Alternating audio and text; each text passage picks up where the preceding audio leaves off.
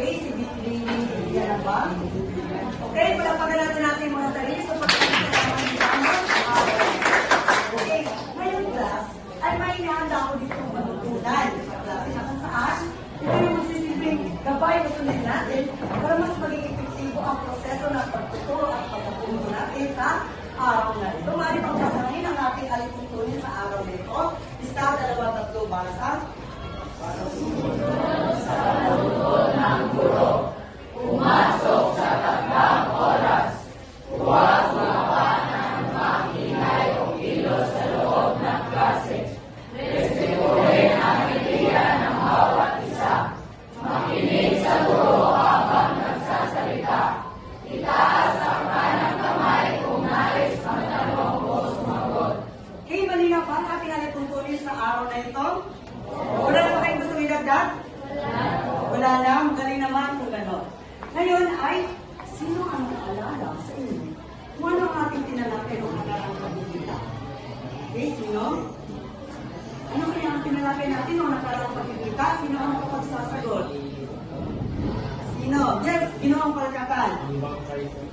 Ang bangkay. Okay, mahusay. Palapakan natin si Ginoong Palakakal. Ano nakarang pagkikita? Ay tinalakay natin ang ika-22 kabanata ng Evangelismo na pinamagatang isang bangkay. Okay, sino ang nakaalala kung ano ang mga pangyayaring naganap doon? Okay? Ano yung mga pangyayari doon sa kabanata na pinamagatang isang bangkay? Okay? Yes, Binibining Kanong.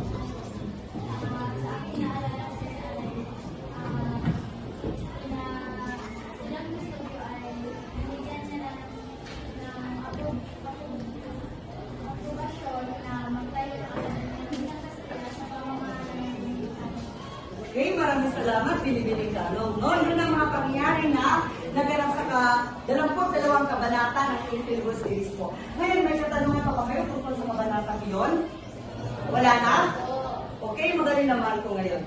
Ngayon, class, ay meron naman tayong panibagong layunin no, sa araw na ito na kung saan ito ang nais natin mahamit pagkatapos ng ating talakayan sa araw na ito. Okay, maaari pang basahin ang ating layunin. Sabay-sabay.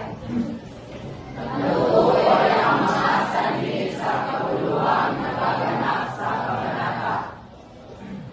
Napapagalabahan ang mga kaisipang makikita sa kabanata sa pang-araw-araw na pamumuhay at nakakagawa ng malisaing paglalahad ng mga kaisipang makikita sa akda sa pamamagitan ng slogan. Okay, malinaw ba ang ating layunin sa araw na ito? Okay, magaling naman kung gano'n. Ngayon, class, ay mapagkasundo kayo sa 5 pangkat. Okay, maaari bang magbilang dito? Mula isang na 5.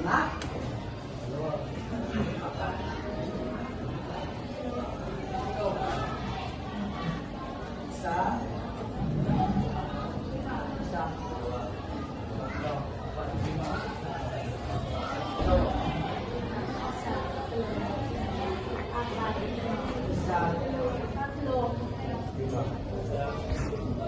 Isa.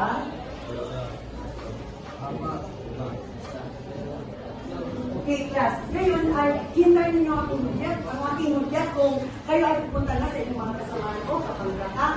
So dito ang unang pangkat, ikalawang pangkat, at dito ang ikatlong pangkat, ika-4 at ang ika-5. Hindi lang ma'am. Ngayon class ay may hinanda ako dito kung pusang papel o yung kilala sa tawag sa English na incentive check. Kung saan ito ay tinatawag na PBB o ang bahay ni Ginoong Sate. Ang bahay ni Kuya ha? Okay, ang bahay ni Ginoong Sate.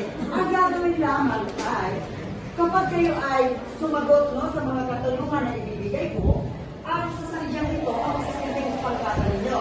Narito ako ng pangkat, si Binibining Yang, si Binibining Kai sa ikalawang pangkat, ay Binibining Ray sa ikatlong, si Binibining Ulet, at Binibining Kai sa ika-4 at si Ginong GM sa pang-5 pangkat. Kapag kayo ay makasagot, ay tataas ang sasakyan nito. Aabante siya. Hanggang sa, kapag naman sa gawain, kapag natapos natin ang ating gawain, no, ay aakyat siya hanggang dito at magkakaroon na ng fix sa pulong. Okay? Malinaw ba ang ating? Malinaw ba? Okay, magaling naman kung ganun. Ayan, class. Ay, may ipapakita. Ngayon, ay mahalakan pumunta sa inyong mga bangka. Okay, na walang ginagawa ko sa dunia, ha?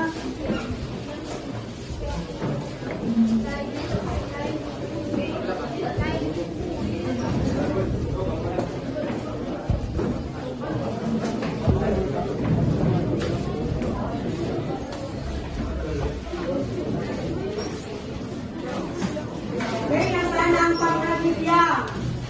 Okay, nandito na ang pangkatipyang. Ang pangkatipyang, nasaan? Nandito na. Ang pangkatipyang, nasaan ang pangkatipyang? Pangkatipyang, nasaan ang pangkatipyang? May mamatay ang pangkatipyang. Okay, ngayon class, ay may papakita ako sa inyo. Okay, isang payag. Maaari bang basahin ng sabay-sabay? Ang kamalayang panlipunan ay katangian ng mabuting mamamayan. Ang kamalayang panlipunan ay katangian ng mabuting mamamayan. Ano kaya ang nais ipaiwatig ng pahayag na ito?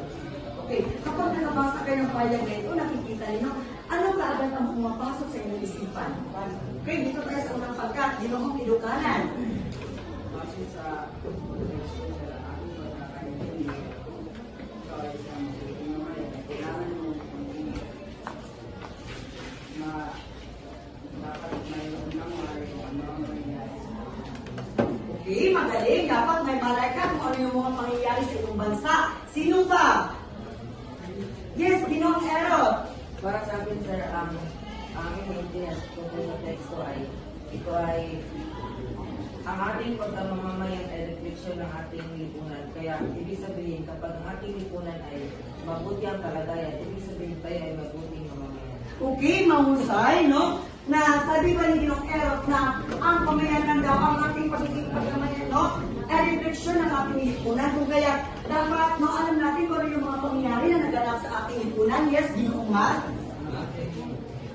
Aking naintindihan sa text ko ay kapag anong pinakita mo sa mamayang tao ay ito ay uunlad ang mamayanan at ito ay makakita rin sa ibang tao.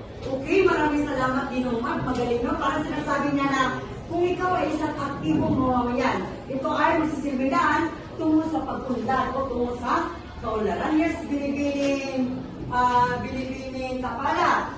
Sir, ang pagkakaroon sa kung meron kang kamalayan sa lipunan at ito ay isang maganda para sa ikabubuti ng ating mamamayan, ito ay magandang kaalaman para sa ating lipunan. Okay, mahusay. Ang galing mo. So, ngayon class, ano kaya ang ating kapalagayan sa araw na ito batay sa pahayag ng nakita? Okay, ano kaya ang paksa na